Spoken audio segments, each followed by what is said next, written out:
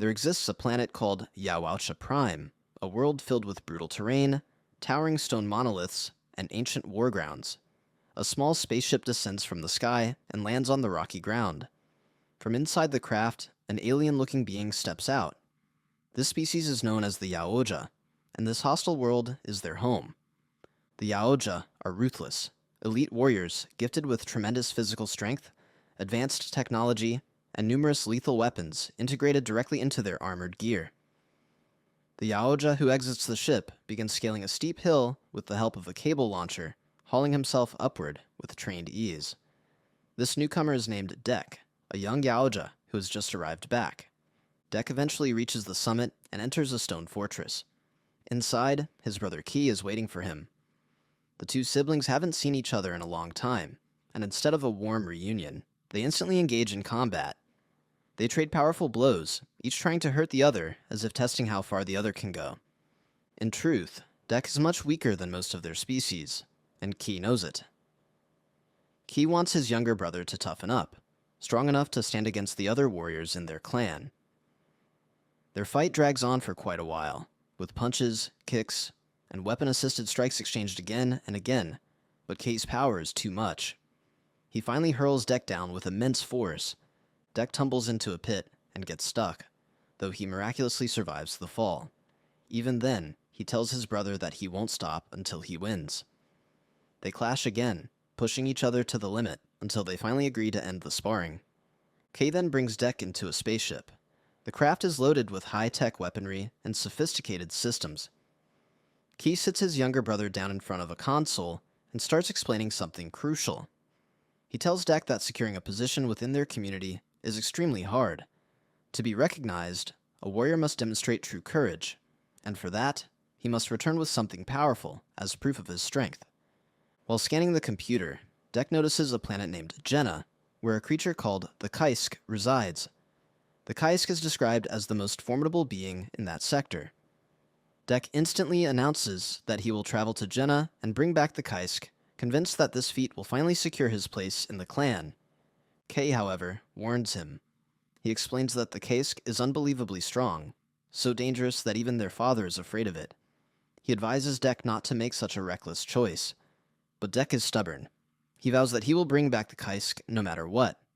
Either he will capture it and return home, or he will never come back to Yawaucha Prime. At that moment, their father appears. He talks to his sons in a harsh, commanding voice. As soon as he enters, he demands to know why Quay hasn't killed Dek. He calls Dek the weakness of their people, and orders Quay to get rid of him.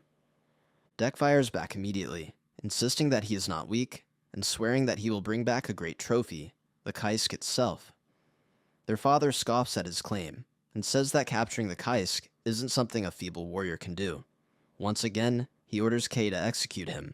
He seizes Dek and declares there is no place for frail fighters in their society.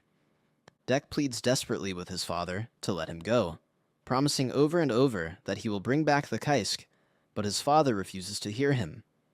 Quay now stands there with a sword in hand, appearing ready to obey and kill his brother. Then, at the final moment, instead of striking Dek, he slashes through the restraints and frees him, shouting for him to run. Dek sprints away as fast as possible and hides inside Quay's ship. Their father erupts in rage, and a brutal fight breaks out between him and Quay, but the older warrior is far stronger and more seasoned. He slices off one of Quay's arms and badly wounds him. Even so, Quay manages to grab the ship's remote and activate it.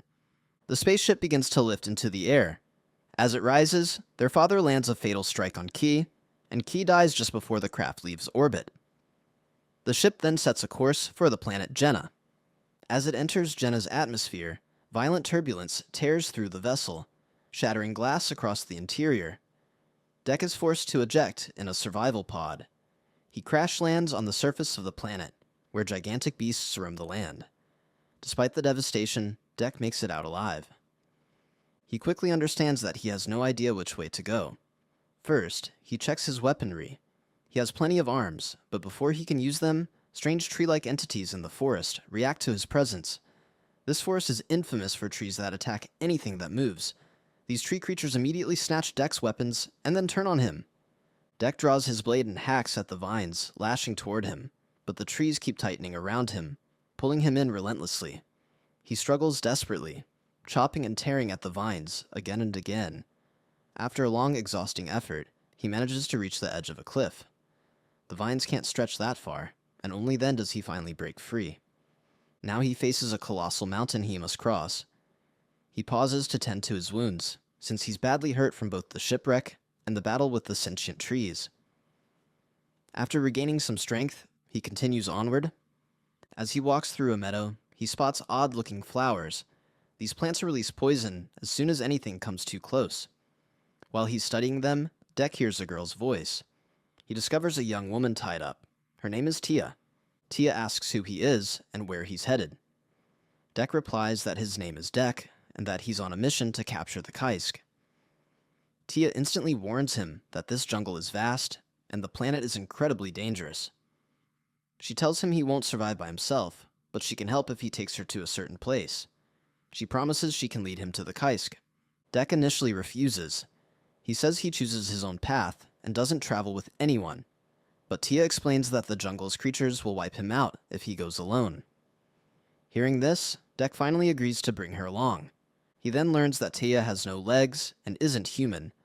She's a synthetic life form created by humans and has been stranded on this world for 2 years. Once he understands this, Dek accepts her as his guide. Suddenly, a massive winged beast swoops in and attacks Dek, seriously injuring him. Tia frees herself and rushes to help. She kills the monster and saves his life. From that point on, Dek is willing to keep Tia with him, knowing she understands this planet far better than he does. Their trek becomes extremely perilous. Along the way, fish-like creatures assault them, but Tia knows how to control them and leads the pair through safely. They eventually reach another forest. Dek cuts some roots, braids them into a rope, and uses it to secure Tia to his back so she doesn't fall while they travel. In time, they find a place to rest. Tia fully introduces herself and explains that she came to this world with her sister Tessa, who is also synthetic. She explains that although they are artificial, they were engineered to feel emotions so they could explore and understand different planets more deeply. But the Kaisk attacked them, separating the sisters. Tia lost her legs during that assault and has been trapped here ever since. Dek reassures her that she doesn't need to worry. He promises he will help her. As their journey continues, we see Tessa as well. Like Tia, she was injured earlier, but the robots she encounters manage to repair her completely. Even once she recovers, Tessa has a single goal: to find Tia again as soon as possible. Morning arrives, and Dek and Tia set off again. Eventually they reach a broad grassy plain where enormous creatures are gathered, feeding noisily. Tia explains that these beasts are eating the Kaisk's food source, which means they must leave quickly before the creatures grow hostile. Dek soon realizes that the grass carpeting the field is incredibly sharp and spiked, making it impossible for him to cross safely on foot. At that moment, a monkey-like creature appears from the trees and approaches Dek, offering its help. However, after being betrayed and endangered several times already, Dek refuses anyone's assistance. Suddenly, one of the huge beasts in the field lunges at him without warning. Dek quickly draws his sword and slashes the monster, eventually killing it. Before they can relax, an even larger creature that lives high above in the canopy descends on them. This massive beast seizes both Tia and Dek, gripping them tightly. Just when things seem hopeless, the same monkey-like creature leaps in and saves them. The enormous predator then shifts its focus and chases the monkey through the forest. Dek reacts quickly, felling a gigantic tree and using it as a bridge to cross the razor-sharp grass safely. From there, he reaches the huge creature and kills it before it can hurt the monkey, finally putting it down. Meanwhile, we see the synthetic being Tessa again. She arrives at the crash site where Dek's pod landed earlier. Examining the wreck, she realizes that Tia is currently traveling with a Yaoja, and she vows to rescue her at all costs. Night falls. We see Tia and Dek resting, with the monkey-like creature now staying alongside them. Tia decides to give it a name: Bud. She has no idea what species it is, but Bud remains close. They sit together and start to eat, though Tia refuses since, as a synthetic, she doesn't need food.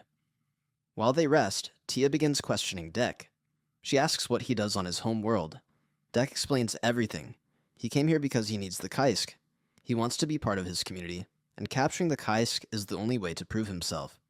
He also talks about his brother, and reveals that his father killed him. After sharing for a while, they decide to sleep there for the night. Dek begins setting up a place to sleep, but Bud, the monkey-like creature, copies his every move. Whatever Dek does, Bud mimics exactly, annoying Dek slightly and adding a brief moment of humor to their dangerous adventure. We see Tessa again as well. She reaches the crashed ship and finds it empty. When she goes inside, she discovers a stockpile of advanced weapons. Among them is a device that can freeze anything into solid ice. She gathers all these weapons for herself. Dek and Tia resume their trek.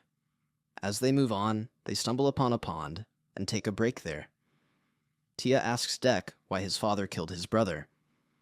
Dek explains that his brother died while protecting him, and that in their culture, weakness is not allowed. His father considers Dek weak, and Dek intends to prove otherwise.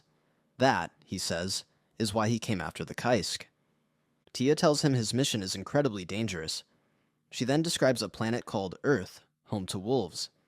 She explains that wolves hunt in packs and follow a leader called the Alpha, the strongest among them. Dek immediately says that if the Alpha is the strongest, he will hunt it too.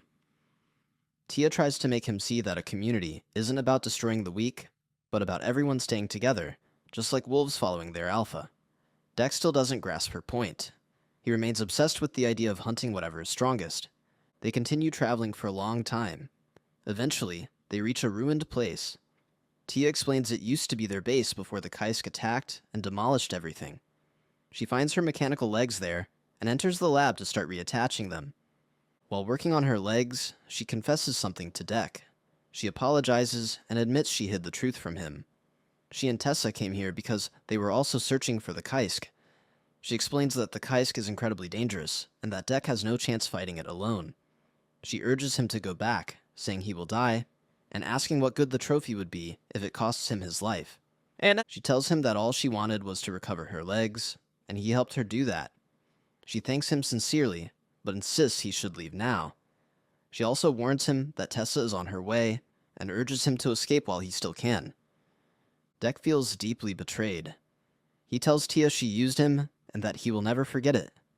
Before he can leave, the terrifying creature known as the Kaisk suddenly appears. It towers over them, larger and more frightening than anything Dek has encountered so far. A savage battle erupts between Dek and the Kaisk. The creature is overwhelmingly strong. Dek throws everything he has at it, even managing to wound it and slice off its tongue. But the Kaisk instantly regenerates every damaged part. Killing it is far from easy. Dek manages to trap the Kaisk with a chain and severs its neck, but the head simply reattaches like nothing happened. He realizes that killing the Kaisk may be nearly impossible. The monster counters and almost finishes him, but then abruptly pauses. It sniffs him and seems to sense something familiar. Whatever it recognizes stops it from striking the final blow. At that moment, Tessa arrives and launches an attack. She uses the ice weapon she found earlier, a device that freezes anything instantly.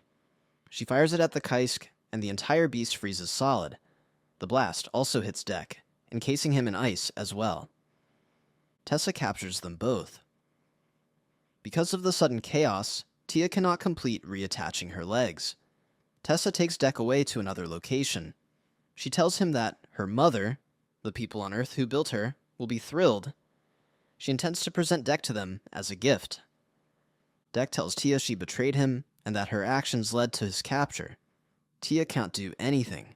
She tells Tessa that they already have what they came for, the Kaisk, and begs her to let Dek go, reminding her that he saved her life. But Tessa refuses to listen, focused solely on returning with Dek as a prize. Everyone leaves except Tia and Dek. A robot appears nearby. Tia drags the robot into her lab and uses it to free Dek. Dek escapes by jumping down and survives, but Tia can't get away and is captured by Tessa's forces. Dek heads back to his ship. There, he quickly realizes that all of his weapons are gone because Tessa took them. So he collects materials from the jungle and forges new weapons. He plans to attack Tessa since he still needs the Kaisk and she has it. He then sees Bud, the monkey-like creature, and suddenly understands something shocking. The monkey who has been with him all this time is actually the Kaisk's offspring. Bud is the child of the monstrous creature they fought earlier and has been searching for its mother. That's why the creature kept following Deck. We learned that the Kaisk couldn't kill Deck because it smelled its child's scent on him. Knowing its offspring was with Deck, it hesitated and held back the killing strike. After realizing this, Deck leaves with Bud and heads straight to the base, launching an all-out assault. As soon as he arrives, he charges in aggressively, destroying many robots in the first wave of the fight. The battle grows more intense as he continues battling the guards, blocking his path. Meanwhile, Tessa is inside the base, speaking with Earth. She reports that she has captured the Kaisk and tells them, "I'm coming now," adding that they will launch in 20 minutes. Just then, she learns that Deck has returned. Enraged, she marches out with her robots, declaring, "This time, we end this, Deck." At the same time, Tia, the synthetic being whose detached legs are wandering the base due to a glitch, is struggling to break free. Her legs move on their own through the facility. Somehow Tia manages to escape her restraints. She joins the battle and destroys many robots. All of the machines are controlled by Tessa. Eventually, Tia succeeds in reattaching her legs, allowing her to move normally again. But now they face an urgent objective. They have to save the Kaisk before Tessa can take it to Earth. Nearby, Bud also tries to shield his mother, staying close to the locked chamber. Tessa has confined the Kaisk in a secure holding area and is preparing to execute Deck. She has several robots at her side, but Deck, relying on his skill and cunning, wipes out many of them at once. Then a gigantic robot steps forward to face him, piloted by Tessa herself. Deck engages in a brutal fight with the mech, refusing to surrender and determined to destroy Tessa no matter what. Meanwhile, Tia reaches the room where the Kaisk is imprisoned. She uses her retinal scan to open the security doors and successfully frees the beast. As soon as the Kaisk is released, it charges straight at the giant robot controlled by Tessa. A long, savage battle erupts between the towering creature and the towering machine. The Kaisk proves unbelievably strong. It finally overwhelms the robot, seizes it, and swallows Tessa whole, pulling her into its massive body. Tessa dies inside the monster. The Kaisk then reunites with its child, Bud. It also approaches Deck and Tia in the aftermath of the fight. But we soon discover that Tessa is still trapped inside the Kaisk. Inside its body, she still carries the ice weapon. She activates it from within. The weapon's freezing power turns the inside of the Kaisk to ice, and the entire creature freezes solid. Its huge body cracks, shatters, and the Kaisk dies. Afterward, Tessa emerges once more, ready to attack Tia. But Deck intervenes. He sneaks up behind her and brutally stabs her. Then Bud tears off her head, finally ending her for good. From there, Deck flies straight back to his home planet, Yawaucha Prime. He stands before his father and demands recognition in the community, claiming that he has hunted and brought back proof of his success. But his father still refuses to accept him into the clan. Instead, he sends 2 Yaoja warriors to kill him. This time, however, Deck is far more powerful. He defeats and annihilates both warriors. Then comes the final showdown between Deck and his father. They fight savagely, neither pulling their punches. After a long, grueling duel, Deck kills his father, and his father falls dead beside Bud. We also see that Tia and Bud are now with Deck. The 3 stand together on Yawaucha Prime. The story of Predator. Badlands ends with a massive spaceship arriving overhead. No one knows who, or what, is inside. But Deck declares that his mother is aboard, and the 3 of them prepare for yet another battle.